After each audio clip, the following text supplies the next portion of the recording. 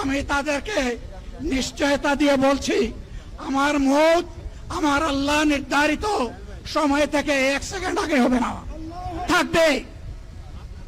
তাহলে কেন তারা জীবন দিয়েছিল? যারা ওই বস্তা পচা ব্যবস্থাপনায় বাংলাদেশকে আবার গড়তে চান, তাদেরকে আমরা বলি, জুলাই যুদ্ধ করে যারা জীবন দিয়েছে, আগে তাদের জীবনটা ফেরত এনে দেন।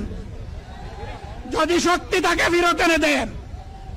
আপনারা পারবেন না, যেহেতু পারবেন না, কাজেই নতুন ব্যবস্থায় নতুন বাংলাদেশ গড়ে তোলা হবে ইনশাআল্লাহ।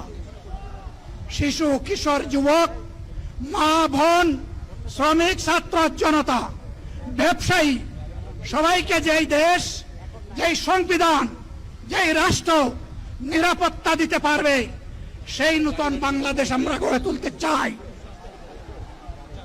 ভাইয়া, আমাকে সবাই চাপ দিচ্ছে, কেউ বলে ভাই শেষ করেন, কেউ বলে চাচা শেষ করেন। আমি তাদেরকে নিশ্চয়তা দিয়ে বলছি, আমার মওত আমার আল্লাহ নির্ধারিত সময় থেকে 1 সেকেন্ড আগে হবে না, এবং হায়াত যা দিয়েছেন তার 1 সেকেন্ড আগেও আমি যাব না। অতএব মহান আল্লাহর কাছে আবারও তৌফিক চাই। আপনাদের কাছে যে কষ্ট হয়েছে, আপনারা, আমি তো এখানে শান্তিতে বসাছিলাম, আর চতুর্দিকে শুধু দৃষ্টি বুলাচ্ছিলাম। কি কষ্ট হচ্ছে আমার ভাইদের। প্রিয় ভাইরা, এই কষ্ট আল্লাহর জন্য। এই কষ্ট কার জন্য? ইনশাআল্লাহ আল্লাহ তাআলা আপনাদেরকে তার উপযুক্ত যা দুনিয়ায় দিবেন, আখিরাতে দিবেন।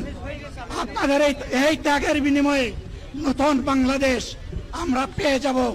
আসুন সেই নতুন বাংলাদেশের জন্য একবার স্লোগান দিয়ে শেষ করি, নারায়ে তাকবীর।